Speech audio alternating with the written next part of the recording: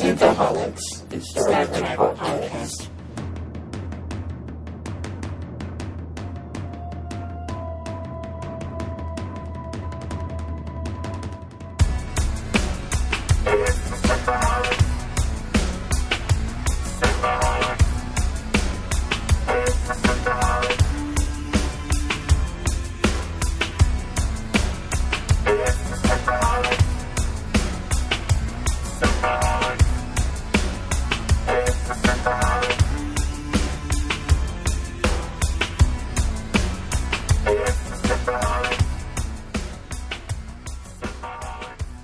Welcome to Synthaholics, your weekly shot of Star Trek. This is David Duncan, and with me is Aaron O'Brien. Holly Michelle. We're back after some Techniclite difficulties. We've got new methods, and hopefully you'll be hearing this one. Yes, hopefully. We finally freaking talked Doctor Who. Yeah. And nothing. And then my ghost apparently deleted it. We talked too much shit about David not watching Doctor Who, and that's what happened. The master came in and erased it. Yeah, I must have done that in my sleep somehow. I must have. Oh, you're not the master. Actually projected. Oh. No. Astral projecting. Projected. Something like that. So we didn't get that episode out. We had a technical glitch that I just couldn't get in to fix. It was too much, so. Sorry, everyone. Did you try turning it off and turning it back on again? I did multiple times, and I kept on checking if I was in the right universe, but no, I was in the correct one, unfortunately. You know what's funny? When I edit videos in the software I use, sometimes I have to open it and then delete it and then open it again in order for any sound to be actually in the recording. Okay, that's weird. That's not normal. Yeah, no, it's like a beta thing, but. Yeah, it sucks. For the first year, I was like, I don't know. It's my camera. My camera's not recording sound, guys. I don't know. I can't use this. That's weird. So crazy. That's unusual. But glitchy. Glitchy. The latest short track just came out a couple days ago with the ye old Harry Mudd, the escape artist. Yes, we got Rainn Wilson being the reprising Harry Mudd. Although the title's a misnomer. Yeah, I guess it is. And this episode raises way, way more questions than it answers, and so it kind of made me upset. Really? Okay. So do we want to just give in full spoilers on this? Yeah, full spoilers for the escape artist. Or the not escape artist, as we should say. So yeah, if you haven't seen it and you want to keep it, maybe just fast forward about a good 15 minutes or so, and we'll probably be done talking about it then. But so yes, we open up. We get Harry Mudd. He's being delivered by some kind of female-looking. She sounds just like Princess Leia in Return of the Jedi. Yeah. Sounds just like that. Yeah, that's what I was thinking too. So yeah, a bounty hunter giving it over to a Tellarite. So we got a great Tellarite. I thought you'd be happy about that, Dave. The makeup looked great on the Tellarite. The makeup was great, and apparently Harry Mudd fucked his sister. Yeah. He stole their family cudgel. Family cudgel. And he talked about how this is her a little whiskers. Bit later. Her whiskers and her massaging her tusks while they were being intimate. I'm like, oh, that's so gross. Yeah, but we get this whole string of Harry Mudds being basically captured by different people and trying to talk his way out using the same kind of methods.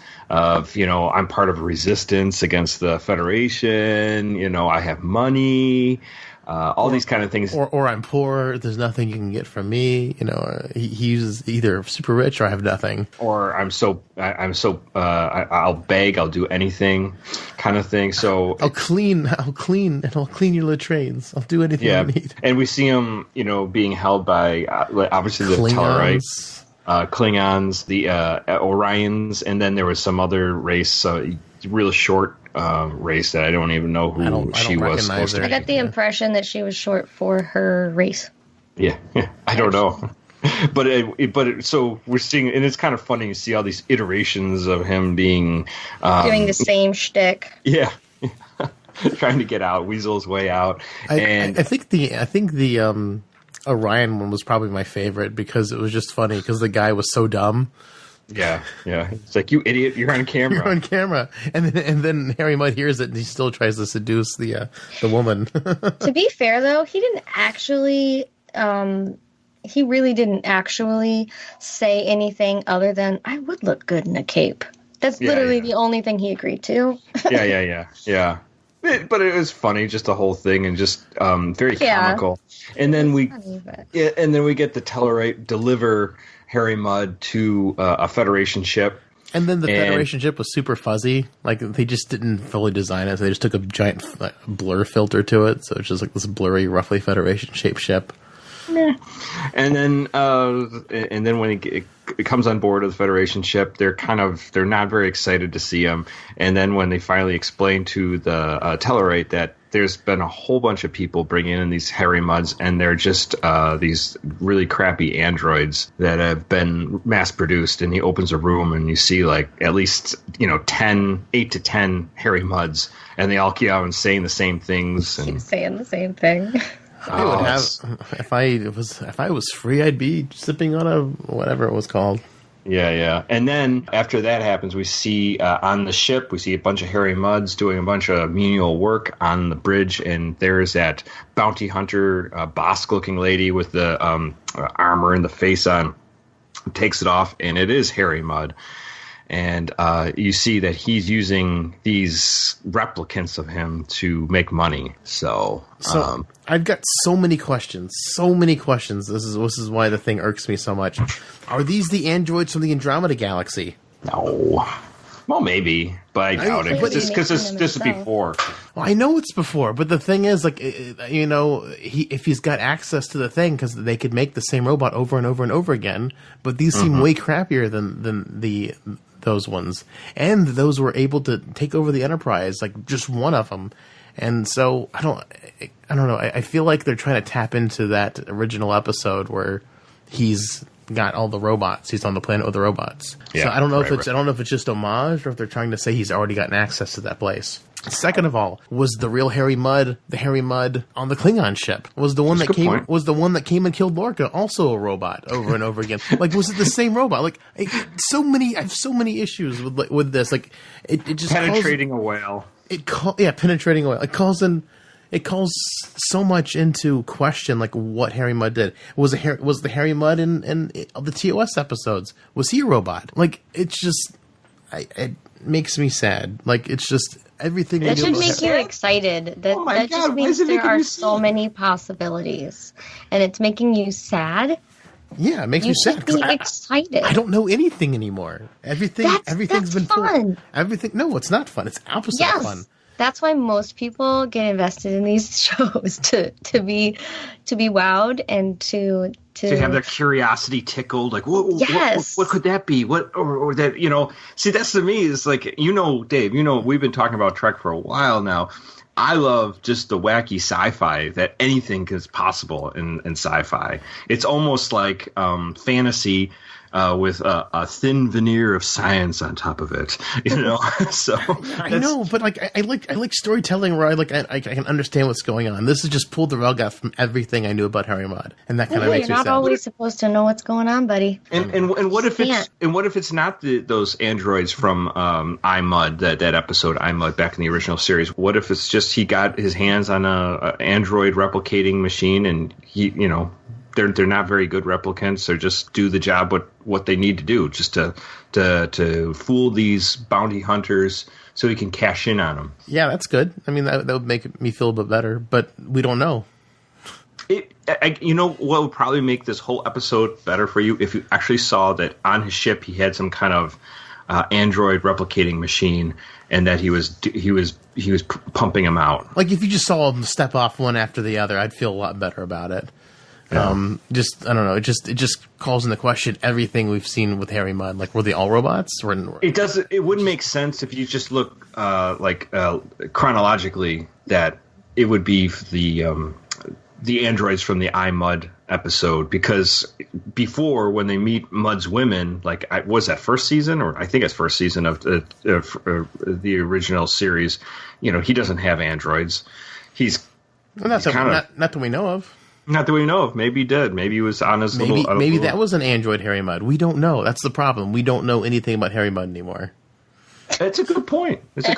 That's what makes me so upset, because the robot Harry Mudds were definitely inferior to the original one. So maybe that's why he kept getting caught by Kirk.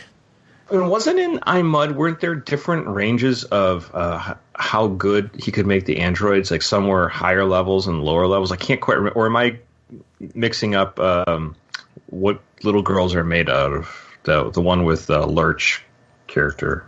I can't remember. It's been a while since we did Androids Going Wild. Yeah, either one of them. Yeah, I don't remember which one is which, but it's just, I don't know. Like, I don't like all the short treks. To me, have always left more questions open, or than they answered, and it's just that's just what's kind of like has irked me about them. And this one especially, because I thought the escape artist was going to be about how he escaped from the Klingon ship and how he got all that, and it wasn't that. So I was kind of disappointed on two measures, because I was like, oh look, that'll be that story about how he and Stewart escaped, and then it wasn't. I was like, oh. How about you, Holly? I mean, I thought it was a fun episode, and I think it's neither here nor there. It's all speculation, as David so detests.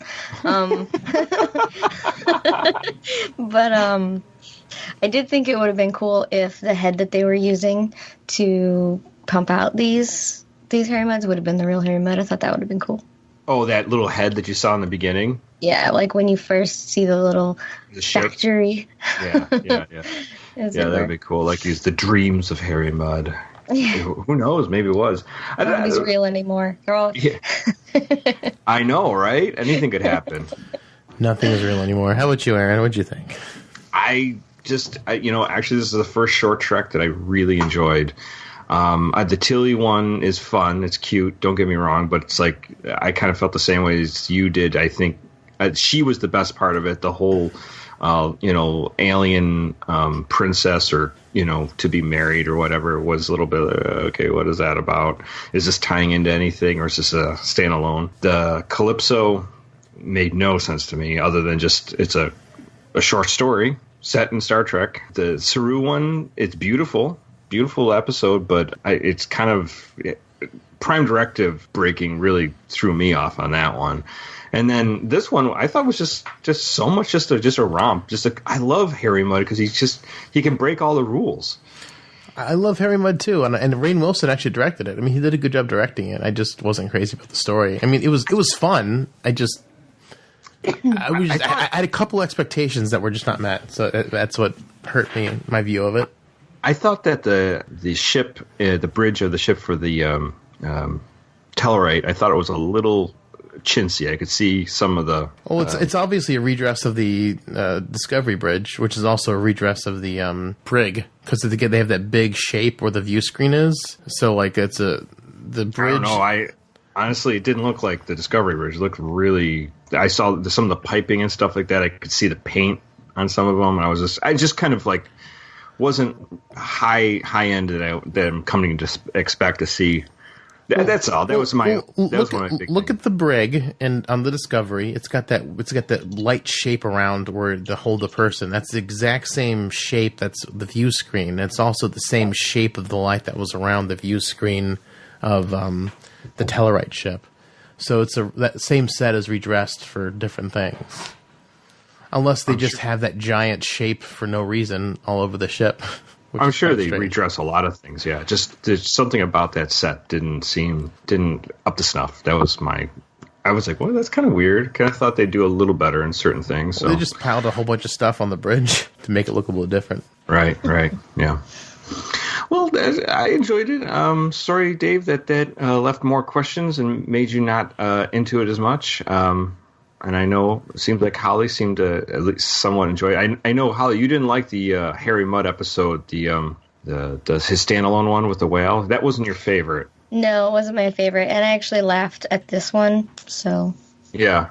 I mean, there was a lot of little laughing moments in there, to me. And, oh, yeah. Yeah. It was funny. It was cute. And, it had some fun things in it. I just was hoping for something different narratively. Right. Right. I think it's neat how all of these treks, though, have touched on the character's personality. Yeah, for sure. Like, Like, it may not be about the story. It may just be about who the person is when they're faced with these situations. And maybe these are just have nothing to do with the episodes. I mean, the second season, they're just short little stories. Yeah, you know. I'd love to see Harry Mudd again in the series proper, though. I love Harry Mudd. I love the concept of him. I love Rainn Wilson, how he plays him. It's really good. He's great. Yeah, he really does nail that character.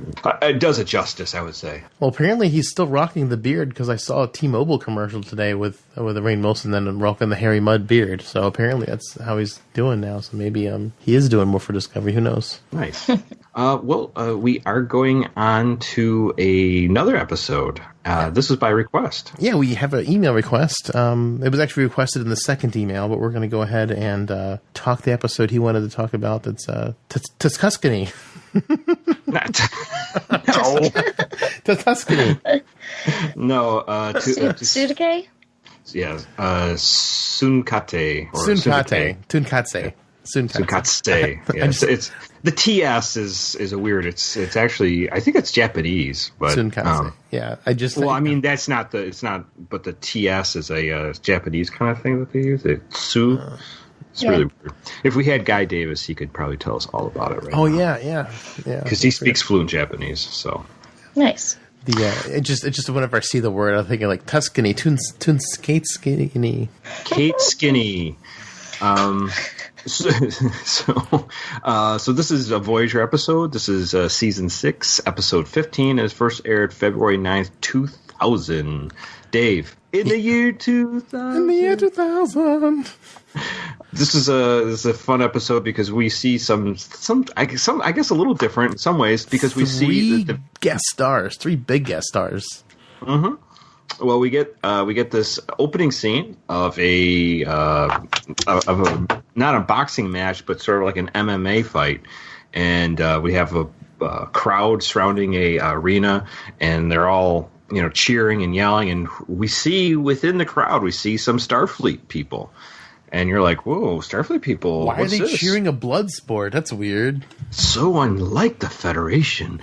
So as we go, it comes out, we see a Hirogen walk out, and he's dressed to fight. And there's another humanoid alien comes out, and they have these glowing boxing gloves of sort, and then their shoes have some glowing bits to it too. And so when they're hitting each other.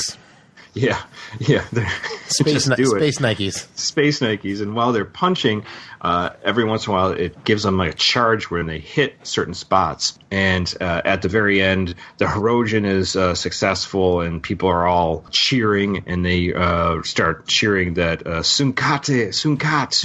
So Tuscany. Sorry.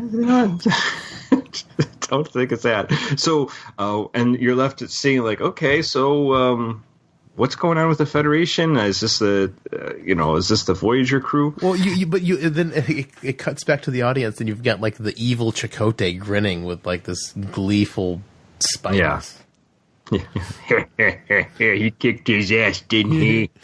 So he had such a boner for that fight. He did.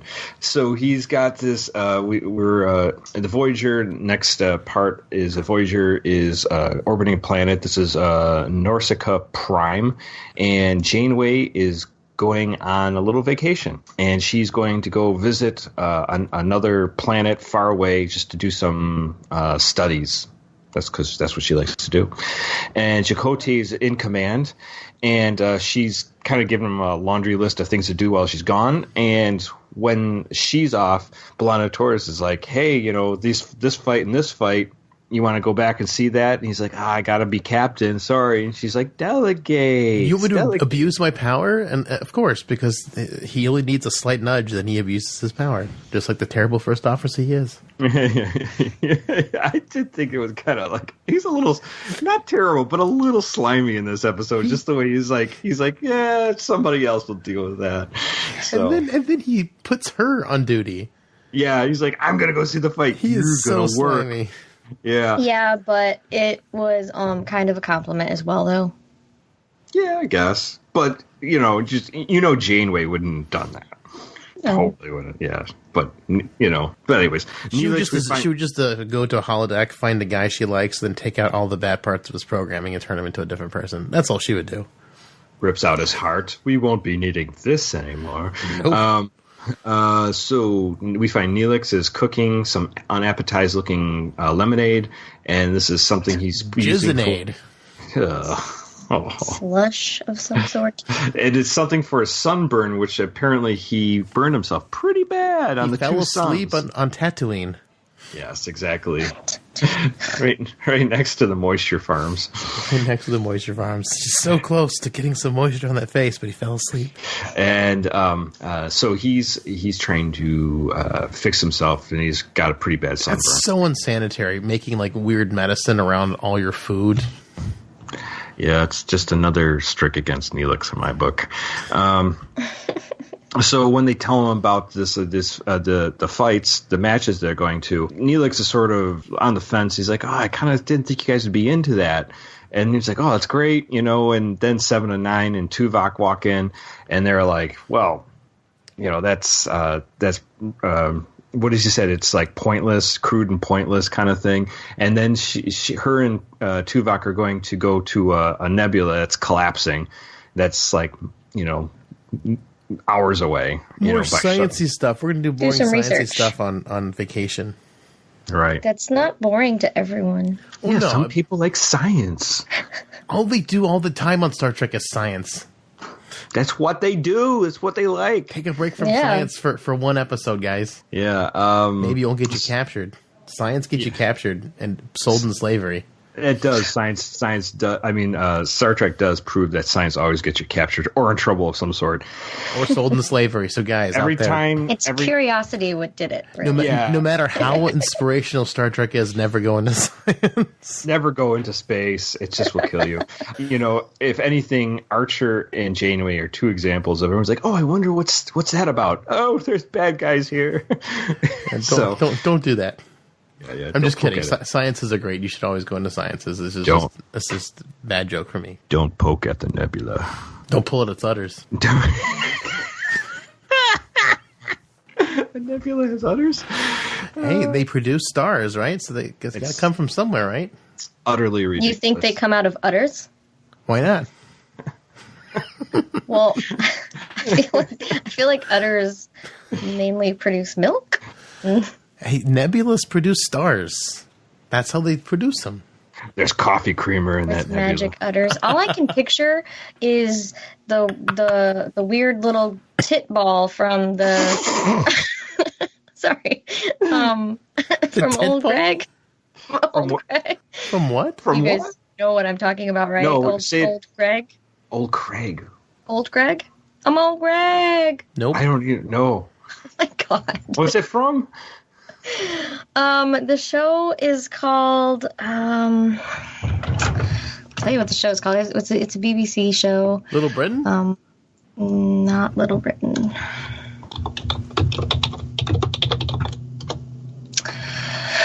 Are you talking Red Dwarf? The Mighty Boosh. It's from the Mighty Boosh. I'm not familiar. You guys really don't know Old Greg. I have no idea what you're talking about. Sorry. Well, it's not surprising from you, David, but it is. You're welcome, Holly. You're welcome. Oh my God! Is that a newer show, Holly? Negative. Oh, it's older, huh? It's older. I hope your listeners are shaking their heads at you right now, and hopefully they've all heard. Every time I make a music reference, they shake their head at me like Aaron does. I'm sure. You got better, Dave. Well, I'm getting better. There is a musical Thanks number to in Kaylee. Greg, so There's a musical number. Okay. yeah, love games. Actually, there are multiple, and that's where the tit ball comes into play. All right, this is going down a very deep well. I guess we'll just have to look up Titball on YouTube at some point and see what this is. Or you could just watch. But don't do it at work. Do not do it at work. Definitely do it at work. Also look up Meat Spin. No. Oh my God! All right. It's got magic milk that comes out of it. It gives you the funk. Gives you the funk, huh? Yeah. That's incredible. Sounds about right. Yeah. Yep. I'm sorry, but that's all I can picture now. So, move on, please. All right. So the nebula. Back to nebulas. So they take off to go to the Nebula, Tuvok and Seven, and while they're doing out there, of course, they get captured. So someone beams a bomb, which is actually pretty ingenious. It has a little like shield around it, so he can't even turn it. With a shield around it's fantastic. And Tuvok sticks his face in it because he thinks it's a good idea. And the bomb goes off, and then they black out.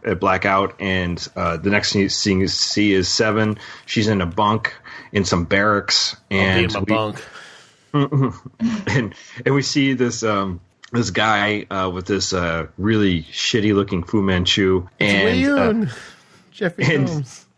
And he's basically like the ringmaster, of these matches, and he takes these steals these fighters and throws them into this arena, and steals people, makes them fighters, and puts them into the arena. Yeah, kidnapping and sold them to slavery, basically. Yeah. And he wants, because Seven is a Borg, he's like, you'd be perfect. We'd love to see you fight. And she's like, I'm not going to fight. And when they bring in Tuvok, he's all blown up and he's all burnt. And she's like, take care of him. And he's like, well, it all depends on if you're going to fight. Maybe we'll take care of him. Maybe we won't. And she's like, all right, I'll fight, but you will take care of him. So she is going to go to a blue match. And then we do see the Hirogen that we saw in the very first opening scene, and he's like in the opposite bunk from her, and he's like, the guy wanted to put her in a red match, which means to the death. And he's like, start out a little slow. Why don't you do a blue match first? So this is where she's going to go. So that's and the Hirogen Hunters, played by none other than our good friend, or I guess good acquaintance, J.G. Hertzler, who we met at Nickel City Con. Yes. I got to speak to. He's a great guy. He is really a fantastic human being. Very fun. If you ever get a chance to meet J.G. Hertzler, do it. Charisma 20 on that one for sure. I'm sure he's got I think he's got an extra 10 modifier on that. He's over the top. He's just very charismatic. Yeah, very charismatic. Pretty cool guy. So we get so that's where she's at in Tuvok at the moment, and then we jump back to the Voyager. We get Paris and Harry Kim and Tuvok and Tuvok's not there. I'm not Tuvok. I'm B'Elanna Torres, Chakotay. That's what I meant to say, not Tuvok. And Tuvok's all burnt in the bunk. Tuvok's all burnt. From that nebula otter, it got too close and it burnt him. Yes, that big ball of tits or whatever. Tit ball. Tit ball, yeah.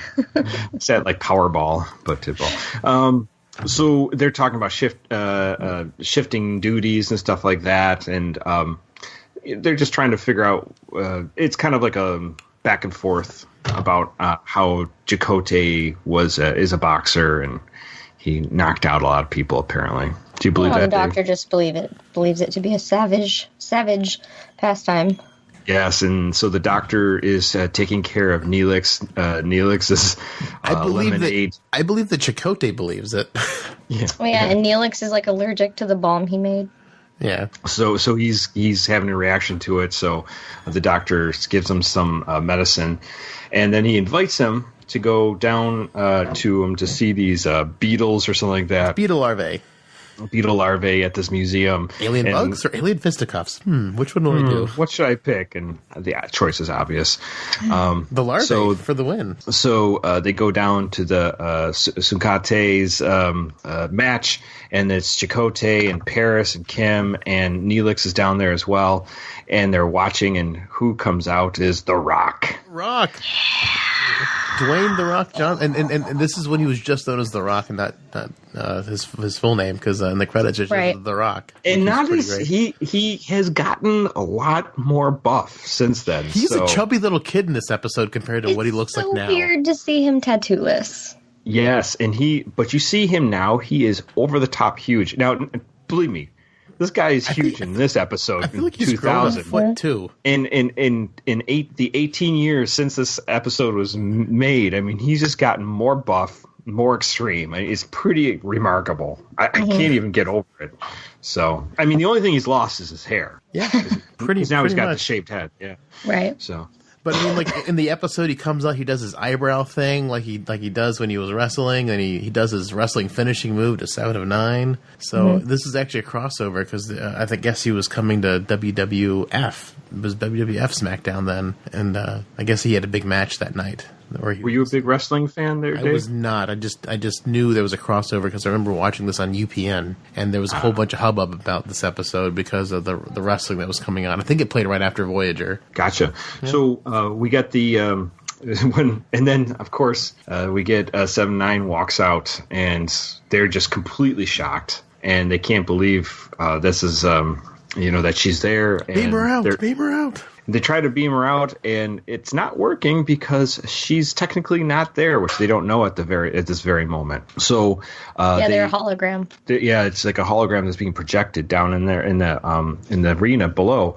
and so when they start fighting, Seven does hold her own, but it's just that she doesn't have the killer instincts. It's not what she really wants to do. It's not what she's about. And so she holds back a lot, actually. She holds back quite a bit. And then every time she kind of hesitates to maybe put a finishing blow or, really put the heat on The Rock. It takes advantage. Yes, exactly. And at some point, I don't wish to fight you anymore. Well, I do.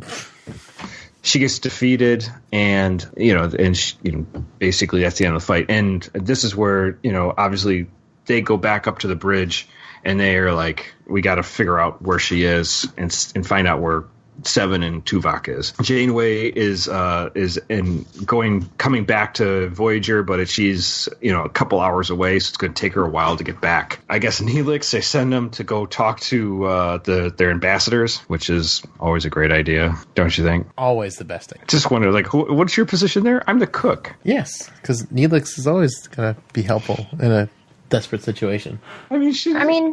I think he's not, it's not that he's personable. He's just like disarming. Yeah. Yeah, I'll give him that. He's disarming, but wouldn't you rather have like Chakotay go and talk to the the people in charge? Oh my God! What's wrong with his face?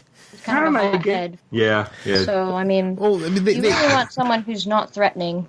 Well, they hired Neelix to be the liaison, right? And even though he's like the person you probably least want to do it, but because he's a familiar face to other Delta Quadranters, and humans aren't so familiar because they have smooth faces and like no weird things popping out of their head. That's right. These smooth face people give us the bumpy head. They're frightening. So Seven wakes up from her fight, and we see that the Herodian is trying to help her with this medical device, and she doesn't want him around, but then he's like, hey, look, I'm trying to help you, and it's kind of get into her head, like, your strategy, you're a great fighter, but your strategy, you're just not going in for the kill. And he's trying to help her say, if you're going to survive here, you got to basically have that killer instinct kind of thing. So there's no difference, and he says there's no difference between a survivor and a champion here. So you gotta be one and the same.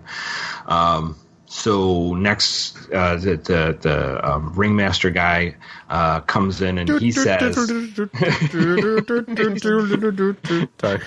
He's got 2 seals on balancing balls on those.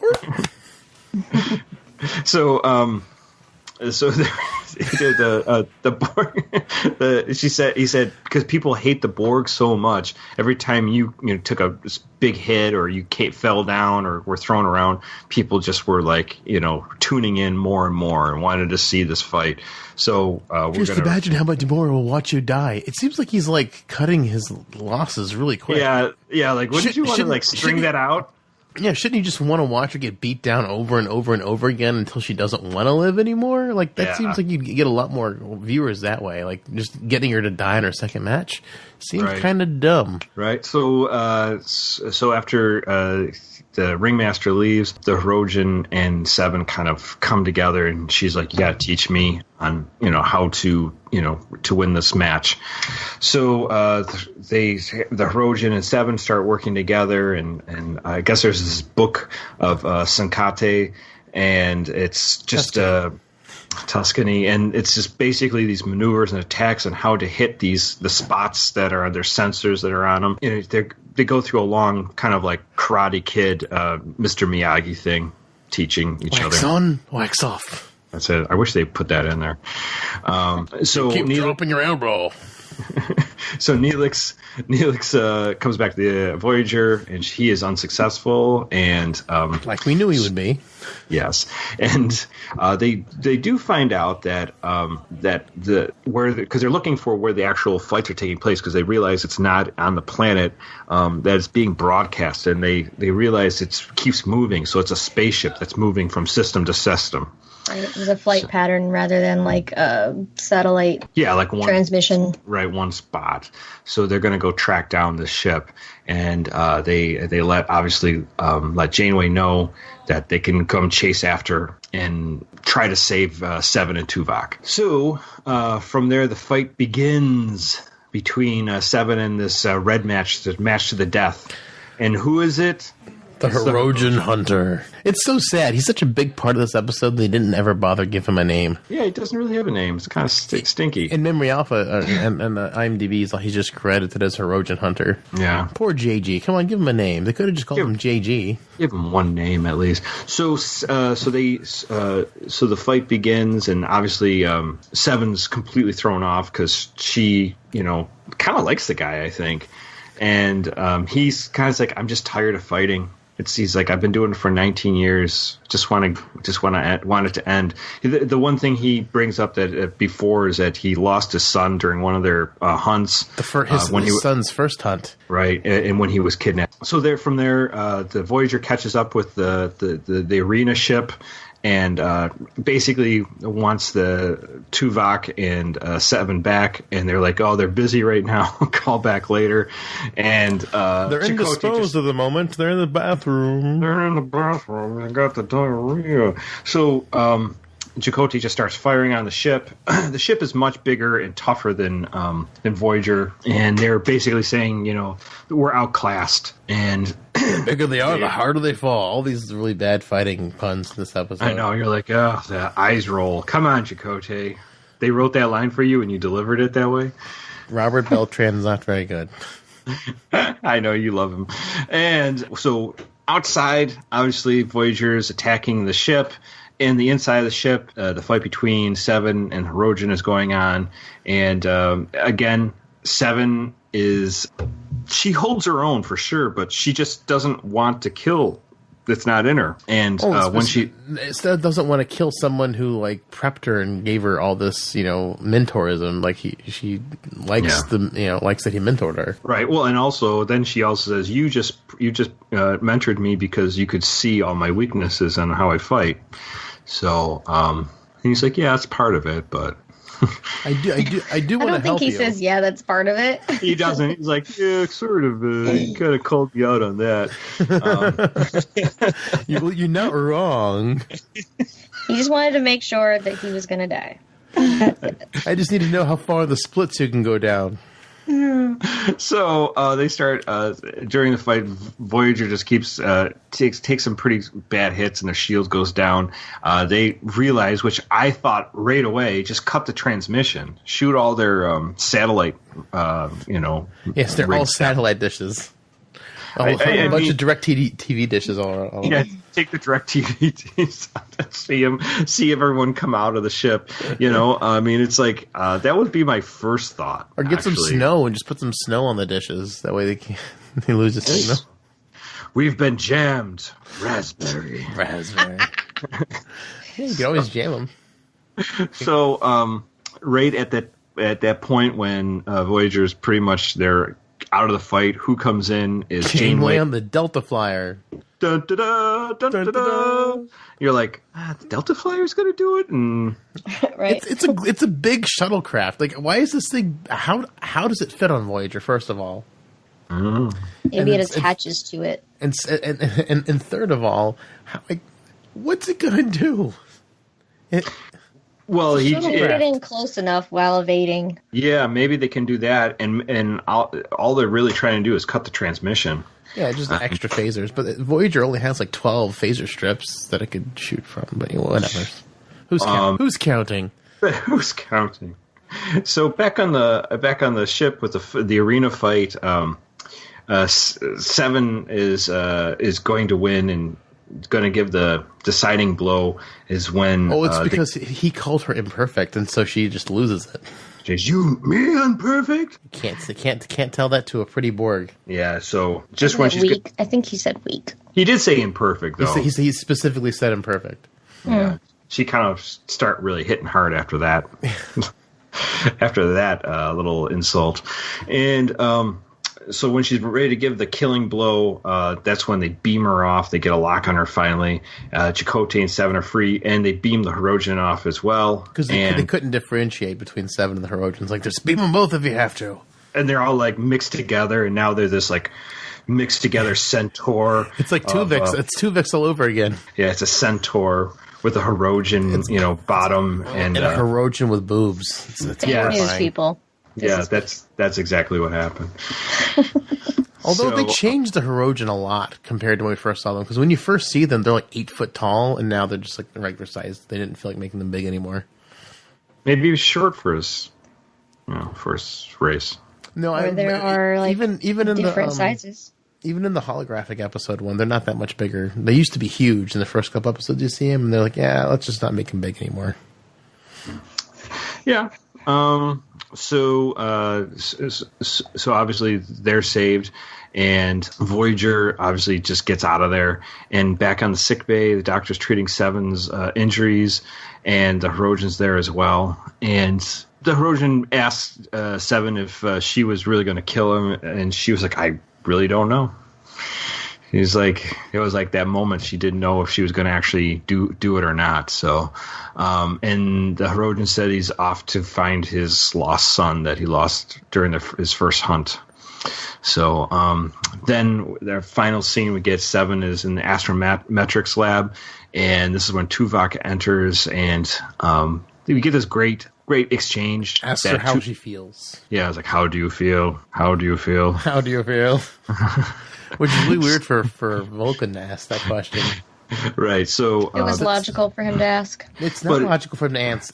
Yes, it was. No, it wasn't, because Vulcans don't even know how to answer that question, much less ask it. It starts with he starts the conversation with, that they both enjoy silences, and that was his little olive branch of friendship. Like, we are friends. We like to be around each other. And I can see that she's hurting, so I have to say something. That's like how science. Friendship works. Yeah, no, but I thought it was interesting because then he goes... the sound of silence. Yes, that's when Simon Garfunkel starts playing. Or Disturbed. She... Yeah, I guess. So you could go to... She says, basically she was afraid that she's lost her humanity at that point because she felt guilt. So she's shame and remorse. And he says, you haven't lost your humanity. You reaffirmed it. So, which is great. It was a great thing because he kind of sees like, yeah, you should be feeling those things. And that's a good thing that you feel those. Oh, you're not a psychopath. Because even though this episode was mostly fighting and beating each other up, he still got a chance to have 7 of 9. Am I human? How am I doing with humanity moment, which most 7 of 9 episodes end up having. So it was kind of nice that they squeezed that in there just at the very last second, because it really wasn't very much of that in this episode. They just kind of like, let's just shoehorn that in at the last second, which was, I guess, kind of good. Get a little feel good moment at the end. Yeah. So. So the episode ends. How do we want to do it? Do we want to take our takes, or do we want to do our fan letter first? Well, the fan letter. It was only the let's see, the fan letter. The second one is the one. The reply is where he's talked about this episode, because the reason he wanted us to do this episode was he said he'd like to hear some bad rock impressions and wrestling jokes. And what an episode! It's got J.G. Hertzler, Jeffrey Combs, that had the highest ratings of the season, and is still despised by many. So I'm interested in your takes. That's just what he replied to. We'll read the actual email after we go over our takes. See, we didn't do any rock impressions because I didn't know he was looking for that. I guess I should have read it before. But he doesn't really talk very much in the episode. No, I mean, other than, You're mine. Yeah, basically he's like, I'm going to kick your ass kind of talk, yeah. I don't listen to a lot of the rocks. I don't really know. And he's not like dumb sounding in most things, so it's not like he's like I don't know. I don't even know if I could be able to do a Rock impression. I don't know what he sounds like. Yeah, no, I mean, he talks pretty Normal. straightforward. Yeah, it doesn't, it's doesn't sound. He's not like an Arnold Schwarzenegger where you can totally lampoon him on his. Arnold Schwarzenegger. Yeah, I'm gonna beat you down. Right. So do we want to just go around what our thoughts are? Absolutely, let's do that. Do the first email. Why don't you go first, Dave? Since you're back from out of town. Back from out of town, and it was a good trip. This episode, I remember it being worse than it was. It was a competent episode. I didn't hate it, which is good for Voyager. It's a good middle of the road episode, and like I said, it wasn't. I mean, it was sort of a 7 of 9 centric episode. It was a little bit more ensemble-y than Voyager episodes usually are, but they just kind of made it a 7 episode at the end because they did oh look, you're remembering your humanity, so they kind of had that thing at the end. So it was a good episode. It was great to see The Rock in a Star Trek episode, and Jeffrey Combs and J.G. Hertzler. I love Jeffrey Combs and J.G. Hertzler. They're like my favorite Star Trek guest stars, and this is the first and only time they both interact together on screen. Right. So it's a nice treat to have them both together, and I think this is both of their only appearance on Voyager, which is kind of shocking. Yeah, especially the long run of Voyager for sure. Yeah, it ran for 7 years. It's like Deep Space Nine, and they both had a lot more parts on Deep Space Nine, and then they both came back for Enterprise too. So it was like, why didn't they get more parts on Voyager? Seems like it would have been Prime, but who knows? But yeah, it's a really good episode. I mean, it's not a really good episode. It's a really good, okay episode. I don't have much to complain about. He was wanting our thoughts on it because he said it was mostly despised, and I'm like, I do remember this episode not being as good as it was. I just thought it was dumb, and seeing it again just recently, I'm like, it's not that bad. It's actually pretty competent for Voyager. I mean, there's no huge message other than learning science will get you sold into slavery. Maybe. It's a chance. Right. What about you, Holly? Well, I thought that the point of the episode was, pretty kind of in your face. The episode starts, where the crew is going down to this planet for this brawl. And, they all have their own little interests, but they're also, naive to what's really going on at these brawls, these fights. But throughout the entire episode, 7 of 9 is being, questioned about. Well, I guess she's not being questioned the whole time, but it's a part of the conversation throughout the episode that she, isn't socializing, and that she needs to be different, and she needs to change. And well, that comes up a lot. The doctor's always hopping on her to socialize. Yes, so I thought that the affirmation of her present humanity was basically the entire takeaway of the episode. I mean, I think, what does he say? We wouldn't feel that way if they weren't captured, if they weren't taken and or doing this forcefully. So they enjoyed the sport until they found out it was all slaves, pretty much. Right. So I just felt like that was the point of it, that she, I guess I don't know how to say it, but basically, I don't know how to say it, but basically I think you're trying to say it was a huge focus. I think you're trying to say that she was the main focus of the episode, and I guess she kind of was, but it just felt a little bit more ensemble-y to me than some episodes where they just focus. I mean, you had Harry Kim in this episode. You had Neelix in this episode. You had players on the episode that sometimes you don't necessarily see when it's a focused on someone else type thing. Yeah. I just doubt. It just felt that the expectations of her were in question the entire episode, and probably didn't need to be so much in question. Do you mean expectations of her character? Her character. Or yeah, I guess. Well, I mean, she was thrusted into those arena fights, so she wasn't really that's not what he was going for. But not just that, but the conversation that she has with the doctor before she gets on the ship with Tuvok, and the fact that she's she has to address this thing because she feels she's failing. Yeah, it's like she was in the shuttle with Tuvok, and says it's been like 2 some hours since we've said a word to her. 37 minutes and some seconds, and he's like, it's funny because it kind of reminded me of like an old couple, together. They don't need to really say anything. He's like, right. Why do we need to say anything? He says, I'm happy, you're happy. Why do we need to talk? And she's like, yeah, and I thought it was just rude of the Doctor to insinuate that, she has to be around people who are outgoing rather than people like her that enjoy the same things. I just felt I didn't like it. It was a role that he was trying to push upon her, which I do understand is like part of how she got better, but I'm just saying I wasn't a fan. He wants her to be a social butterfly like him because he wants to get with her, which is what I was hoping they were going to do with the character, that they were going to have them kind of hook up because they had the most on-screen chemistry out of everybody. Mm-hmm. Well, I don't know. I think it's always interesting to see. I mean, I guess Seven's sort of like the Data of this, of this series. The Data or the Spock. Trying to find her humanity and trying to, going on a soul searching where most of them kind of know who they are already by the time we're introduced to all the characters. She's a character in development, which is always cool to see. She's the other, like Spock, Data. Well, I mean, we have others. I mean, Tuvok is obviously a Vulcan, but he's fully formed. He knows exactly what he wants to be. He's probably the oldest out of the whole crew.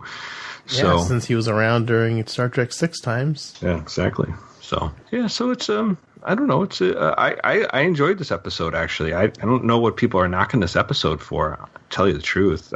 This is a really clever episode, cleverly written. You find out that Arena is not actually there; it's being transmitted. That's fantastic. That's a great idea. It's creative. Mm-hmm. The dynamics between the Herodian and Seven is just fun to watch. And like you said, J.J. Hertzler is awesome. He's just a great guy to put in that part. So he's a great guy. All the charisma, and you've got 3 great guest stars. The Rock is a huge actor now. He's great. Jeffrey Combs and JG are just fantastic. I mean, like, I don't know what there is to not like about this episode. It wasn't boring. It wasn't slow. It didn't have too much of any of the characters I hated. So, I mean, it was just perfect. And honestly, did Tuvok, his character, I mean, what a great way to earn a check. Just laying around in bed the whole time. Exactly. He did not have to do much. He did have to get the curtain call like a bunch of hours early, probably. Do all the makeup. But he probably got to sleep all day, though. So he probably got to catch up on his sleep because just laying down. Tim just lay down here and just delivered like 3 lines. Deliver 3 lines. Yeah. Wake him up. Wake him up. He fell asleep again. So, yeah, I think this is a great episode. To me, this is what was fun is I don't think we're not really talking about it, but it is the idea of some people think that fighting like boxing or MMA is barbaric, and other people seem to enjoy it. And then we also have now with football, people are worried about these football players getting concussions, and how the NFL suppressed that information for quite a long time. Mm-hmm. that these players are getting concussions and they're seriously being harmed, and like now even some players are coming out and talking about it. So how we use entertainment with people's injuries, and it's like America's funniest home video. The funniest ones are when people get hurt. Yeah, I know. And the funny thing is we I think boxing and MMA, I don't really have a real problem with it. These people, that's what they're all about. I don't think these guys would need to go hunting and kidnapping people. I think they'd have people, ready and willing to volunteer. Prove themselves. I mean, you look at us today. I mean, we have people from all over the world that go to these MMA and train their ass off to become amazing fighters. Same thing with boxing, of course. Boxing's obviously has a more defined set of rules of what you can't do. Basically nothing with the legs or below the belt. But I don't think they really need to do that. I mean, I mean, obviously, it's kind of a callback of the Roman society when they used to just take prisoners and throw them into the ring. Yeah. He's like, here's a sword, and only the people who really wanted to live and had probably a decent health and and in good enough shape that they could survive for a long time. So, yeah. I don't know. It's definitely a callback to that, in more ancient fighting times where it was basically slavery. But because nowadays, and that's what they thought. All the Federation people thought that they were just, hey, this is their job. They get paid for this, and nope, they don't. And they had to find out the hard way. And it's funny that the guy like The Rock would be on this, and obviously he's got his start before he did acting into wrestling, and wrestling can be kind of construed as a little bit of acting light. Well, according to IMDb, a lot of his early credits were wrestling, although he did show up on That 70s Show, 1999, The Net, also 1999, more WWF, and then Voyager. So Voyager's his third quote-unquote real acting gig. Mm-hmm. That wasn't wrestling, because it's that 70 show, The Net, and all the other ones are wrestling before Voyager. So and Voyager was in 2000. So yeah, it's one of his earliest acting gigs, which is pretty awesome. Right. And I think it's if anything, it's a hard thing to say, because I think with any of these MMA fights and boxing, obviously people really get pretty severely hurt sometimes. They and some of them never return to fighting because they get hit or they get pounded on so hard they can't get back in the ring, not seriously.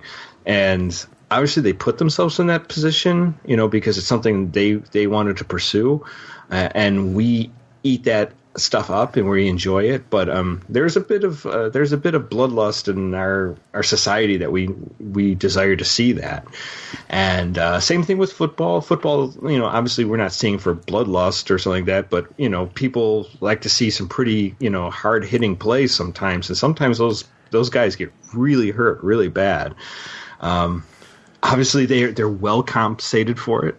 They get paid very well, so it's not like they have any need for anything after they get, after they retire. I mean, I think football players have the shortest career spans, actually. I think they only last about, 3 to 5 years most of the time. Probably because it's so hard on the body compared to other sports. We were just talking about this the other day. Although Joe Montana played for a long time, though. Yeah, he played for a while, and then I think it's Tom Brady with the Patriots. He's 42, and he's been with them since he started. Yeah, but he's exceptional. I mean, he's the top of it, and he's. I'm sure there are other, less famous people who have been there for a while as well. Oh, absolutely. I mean, I know one of the Buffalo Bills defensive lineman, Bruce Smith, played for years and years, and he was a monster player.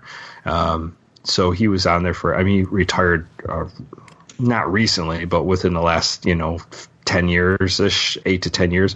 But my point being is that some of them really get walloped on pretty hard. I mean, there's hundreds of players. So. Probably depends on your position too. So position, how if some just get a huge injury and they just can't get back. I mean, if you tear something really bad that just is never going to be the same, you probably aren't coming back. If you took a really bad hit to a leg or something like that just stops you from playing. So I don't know. It's an interesting society thing. Is that we do enjoy these things. We do know these people are being put in danger, and yet we do not turn away. So, but yet these people are well compensated, and they've signed themselves up for it. So. It's and they worked hard to get there in the first place too. So it's not like they just they're being kidnapped and thrown into the MMA ring or football field. So I mean, it's something that people would trade anything to get into if they could. Yeah, pretty much.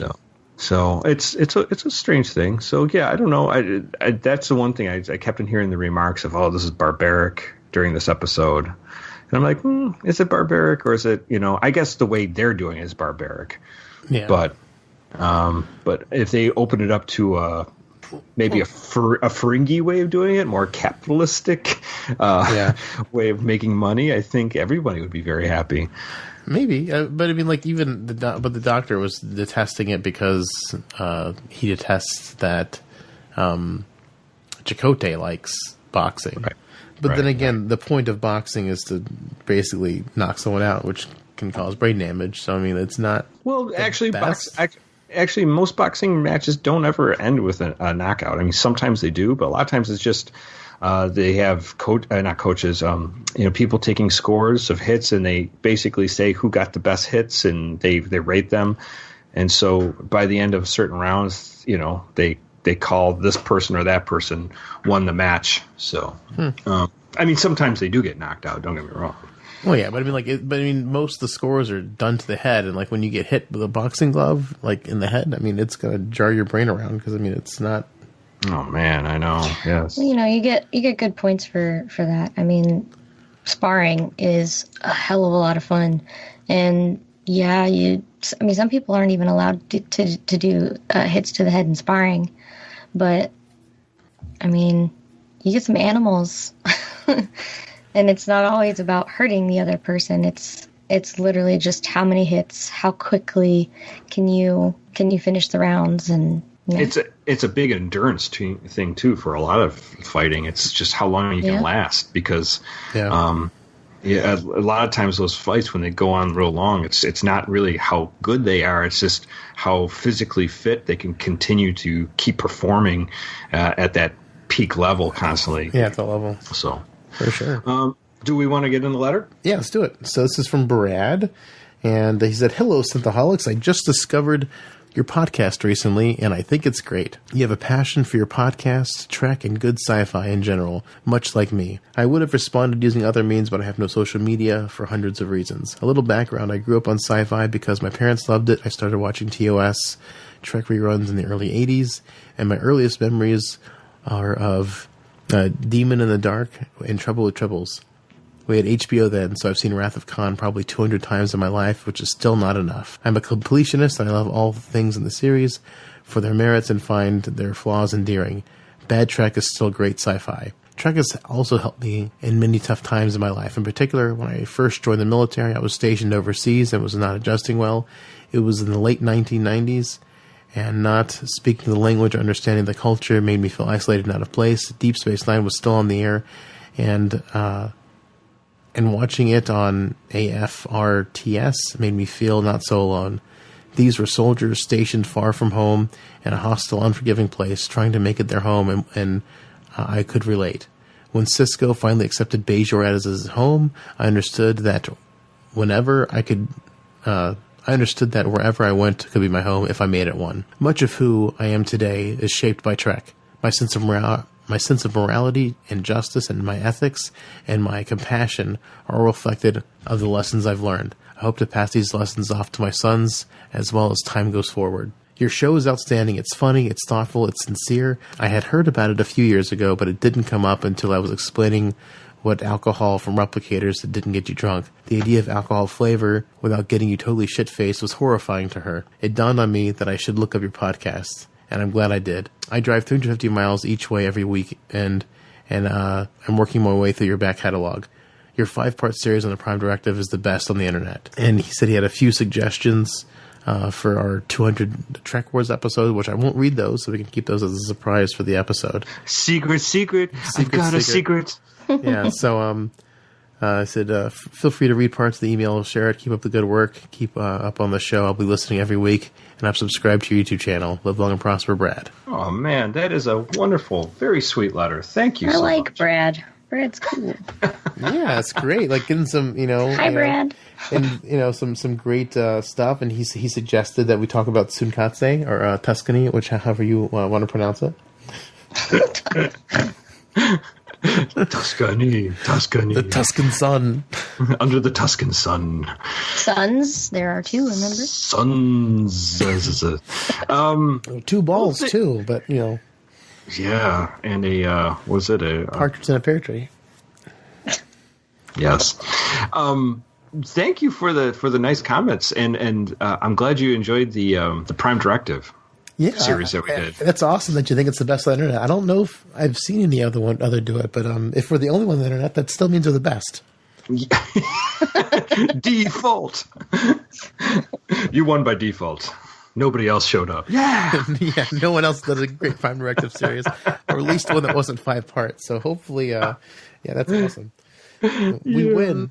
But maybe he's heard other Star Trek podcasts that do it. That'd be kind of cool if we are the best out of a couple other people who've done it. I don't know. I haven't listened to a whole bunch of other Star Trek podcasts. Well, that was the one thing is that we were going on and on because we kept on running into Prime Directive issues, and we're like, we don't really know fully what the Prime Directive is. Let's look at all of it, and I kind of pushed Dave into that one.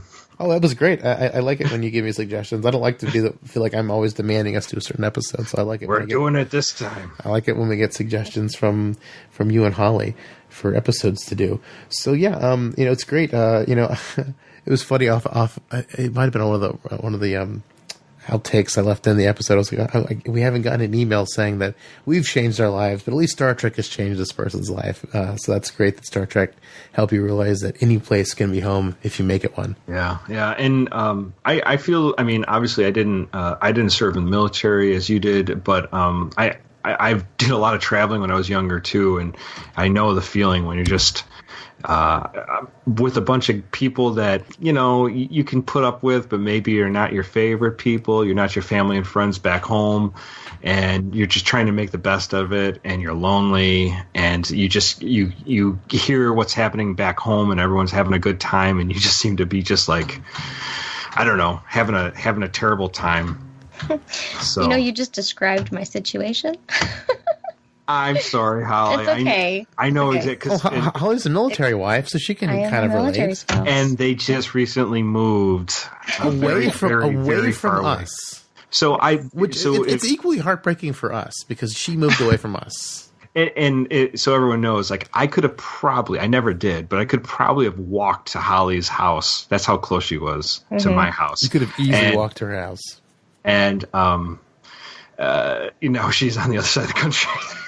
And I could walk 500 miles. I could walk 500,000 more. And go over the Rocky Mountains. And just like the people on the what was the last podcast left? The Donner Party. Just like Donner God. That was a terrible. Don't eat your friends. I won't go with you if you walk over the field. I take only the tasty ones. I'm tasting some mosquitoes, so I don't know if you're part mosquito, Aaron. You might like me. So, why won't you eat me? Do it now. I'm sorry, Holly, that you're having a hard time. That's it's funny. Because I know you guys are off on your adventure out there and doing your thing, but I do forget about the fact that when you are away, and away from everybody that you're accustomed to, and even the landscape has changed. So it's a hard thing to, adapt to. Yeah, it takes a while for sure. Yeah, but you still get to hang out with us virtually once a week, which is kind of cool. Do. And Holly's like, God damn it! No, I really. You guys are like my touchback, and I've got family near-ish, and the military is tiny, and I've got people Cali bound, so hopefully they just live in a neighborhood that's not an hour away. Yes, yeah. You still got to go see Dave Kish, who's also a listener. Yes. Yeah, you need to go hang out with him and his wife and kid. They're awesome, and they got great people that they know who are also geeks and gamers. So you should definitely go hang out with them in San Diego. I know, but San Diego is still an hour and a half away. I thought you lived in San Diego. Technically, I live in San Diego County, but I'm gotcha. on the border of Orange County. Gotcha. The outskirts. Oh, nice. Yeah, but you get Synthaholics listeners out there in California. You should go. Yes. You go see. Synthaholic listeners, if you know places between San Diego County and Orange County, places that Holly should frequent, maybe gaming stores or geek centric things, because this is the things she loves to do. Let her know. Let us know. Write us a letter. There's actually tell her she can get another ton of books. what's that geek trivia thing? Oh, they have one out there? They do. They hold it at a brewery. They didn't have great beer, but I don't have any friends to go with. Throwing shade. How can a brewery not have great beer? I just didn't like any of them. Because it wasn't Buffalo beer. Well, I mean, I like Reds and I like Pilsners. Or I like... And were they all IPAs or what? Yeah, mostly IPAs, or like citrusy. Yeah, it's a weird thing about like a lot of these breweries. They always make a lot of IPAs because the hops are probably easier. I don't know the full thing about it, but every time I had friends that made their own beer, it was always very hoppy. Mm-hmm. so I mean, I do like an IPA here and there, but it's not my favorite. Yeah, so. I like a good like a chocolatey stout every now and again. Chocolate stout. You're probably not going to see a lot of that out there. No, I don't think so. Although I did try, there's a brewery in San Diego that they sell some of the beers here on base, and I tried their Mermaid Red when Aaron and I did Aquaman, but alas, the beer was good. The episode. No. Well, thanks again, Brad, for emailing us, and for all you people out there who listen to the show and just want to get your voice out there, you could always feel free to email us at synthaholics@yahoo.com. You can also send us a voice message, and we can play that on the air like we did on our 100th episode. So, I mean, we haven't really gotten any other voice memos since then, so you can always feel free to send those in. Because, I mean, if we get a bunch of them, we could literally do an episode just about voice messages and emails if we got enough in at once. So that would be kind of fun to do. That way, it's a less forethought for us to do. But we have one episode before Discovery starts, and then it's Discovery every single week until it's over. Are you ready? Are you ready? Because I'm not ready. We're trying to talk to past guests and see if they can join us for some Discovery talk. I've got a couple lined up for the first couple episodes. I haven't reached out any further than that yet, but if you've been on the show before, I might be reaching out to you to join us. So, or beat him to it and just reach out to him. How can they find you, David? Oh, you can find me online at the email again is at synthaholics@yahoo.com. You can check out our website and where all of our information is. It's at synthaholics.com. You can find us on Facebook at facebook.com/group/Synthaholics. You can find us on YouTube at youtube.com/Synthaholics.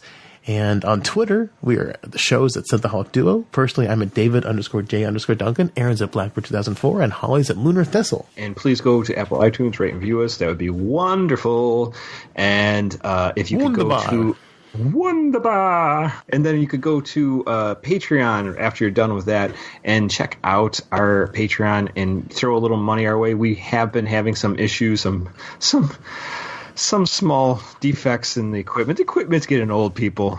It's getting old. Beginning year 4 soon. Yeah, it's getting a little rough. So $1 a month, not much to ask. I'm sure you've spent more than that than on you spend 4 times that much on your starbs. Yes, exactly. So definitely, if you can throw it our way, we definitely appreciate it. Also, as well, if you can't do those couple things, tell a friend, tell a coworker, tell people of your family that might like podcasts. Podcasts. Write a letter to old Saint Nick. Yeah, write Santa. Tell them about it. Podcasts are just if they don't know what a podcast is, it's like AM radio for millennials, except they swear a lot. That's about it. Yes. So if that's what you're into. Boob balls or boob bombs, whatever Holly was talking about. I'm going to send you a link when we get off.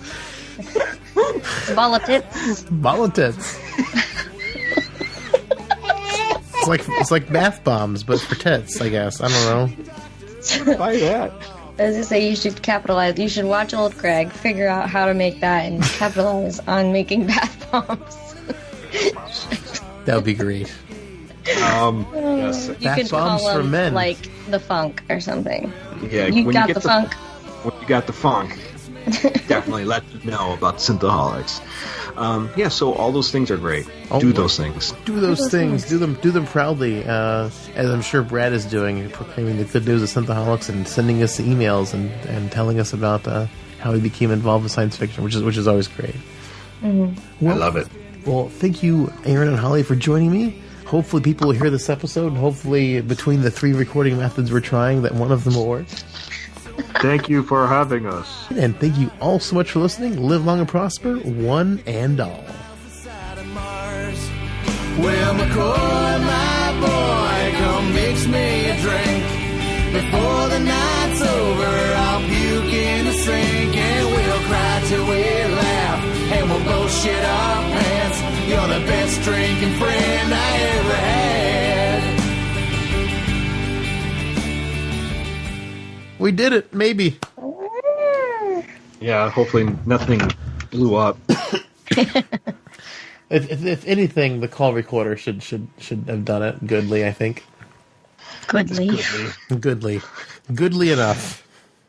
So Holly, after we did the episode and we got off the thing, and I went back to playback on mine, and I was like, why am I not hearing anything? Because when we did our clap together, remember we had those 2 failed claps that I kept on counting wrong. So 1, 2, 5. So I saw the graphic of it recording, and I was like, okay, we're good. And then I go back to playback, and I'm like, where the fuck is everything? And then it didn't come back in until back within the 40-minute mark and we were well into the episode, and I'm like, oh my god, this is gonna be really hard.